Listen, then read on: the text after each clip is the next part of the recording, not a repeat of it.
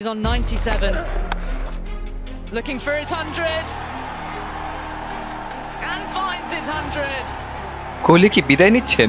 2008 সালে আন্তর্জাতিক ক্রিকেটে যাত্রা শুরু করলেও 2011 সালে ওয়েস্ট ইন্ডিজের বিপক্ষে টেস্ট অভিষেকের মাধ্যমে বিরাট কোহলির লাল বলের যাত্রা শুরু হয়। প্রথম দিকে তিনি মিডল অর্ডারে সুযোগ পেলেও নিজের জায়গা পাকা করতে সময় নেন কিছুটা, কিন্তু যেই মুহূর্ত থেকে নিজেকে মানিয়ে নিতে শুরু করলেন আর পেছনে ফিরে তাকাতে হয়নি তাকে। বিশ্ব দেখল এক নতুন ভারতের, যার প্রতীক হয়ে উঠলেন কোহলি। তিনি ছিলেন একজন ব্যাটসম্যান যিনি টেস্ট ফরম্যাটকেই সবথেকে কঠিন বলে মনে করতেন।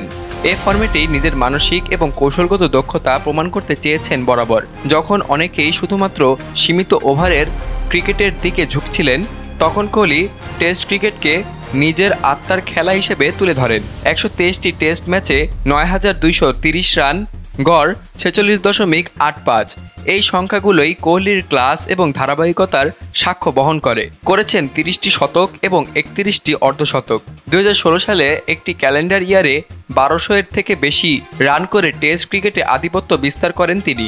ঘরের মাঠ হোক বা বিদেশের পিচ, ইংল্যান্ড, অস্ট্রেলিয়া, দক্ষিণ আফ্রিকা, সব জায়গাতেই কোহলির ব্যাট কথা বলেছে। বিশেষ করে 2018 সালের ইংল্যান্ড সফর তার জন্য টার্নিং পয়েন্ট হয়ে ওঠে। 2014 সালের হতাশাজনক সিরিজের পর 2018 সালে ফিরে এসে 5 ম্যাচে 593 রান করে বিশ্বকে জানান দেন তিনি শুধু প্রতিশ্রুতিশীল নন, বরং পরীক্ষিত যোদ্ধা।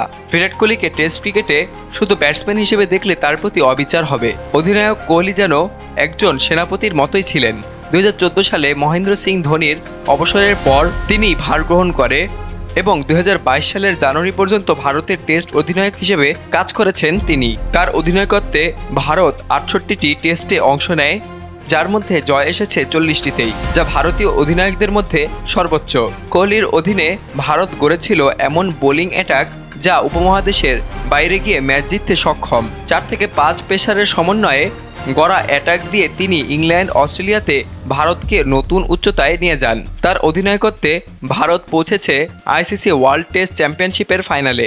জানা গেছে কয়েকদিন আগে থেকেই কোহলি বিসিসিআইকে তার টেস্ট অবসরের সিদ্ধান্ত জানিয়ে দিয়েছিলেন, কিন্তু ভারতীয় বোর্ডের শীর্ষ কর্মকর্তারা চেয়েছিলেন কোহলি যেন এই সিদ্ধান্ত পুনর্বিবেচনা করেন, কারণ তিনি এখনও যথেষ্ট ফিট ফর্মে আছেন এবং আরও কয়েক বছর ভারতকে নেতৃত্ব দিতে পারতেন বলে তাদের মত ছিল।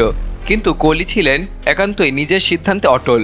সম্ভবত তিনি চেয়েছিলেন এমন এক সময়ে অবসর নিতে যখন তার পারফরম্যান্স উঁচু জায়গায় আছে, ব্যর্থতার ছায়ায় নয়। একজন সত্যিকারের ক্রিকেট রোমান্টিক যেমন করে থাকেন।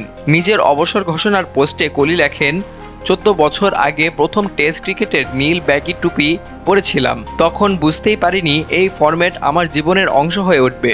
এই খেলাটি আমাকে গড়েছে, আমাকে শিখিয়েছে, বারবার আমার সাহস এবং ধৈর্যের পরীক্ষা নিয়েছে। আমি কৃতজ্ঞ এই পথ চলার জন্য। এই পোস্টটি যেন পুরো ক্রিকেট বিশ্বের চোখে জল এনে দেয়, কারণ কোহলি কখনো টেস্টকে অবহেলা করেননি, বরং বিপরীতভাবে এটাই ছিল তার সবথেকে প্রিয় ফরম্যাট। তার বিদায়ের পর ভারতীয় ক্রিকেটার থেকে শুরু করে বিশ্বজুড়ে কিংবদন্তিরা আবেগঘন বার্তা দিয়েছেন। গৌতম গম্ভীর লিখেছেন, সিংহের মতো আবেগপ্রবণ একজন মানুষ, তোমাকে মিস করব।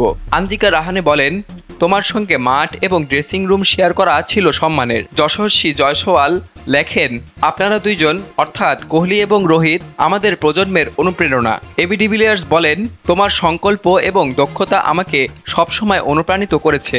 তুমি সত্যিকারের কিংবদন্তি। এছাড়া Sachin Tendulkar, Kumar Sangakkara, Michael Vaughan, Ricky Ponting, Dale Steyn, Wasim Akram, Mike Hussey সবাই তাকে শুভকামনা জানিয়ে সোশ্যাল মিডিয়ায় পোস্ট করেছেন।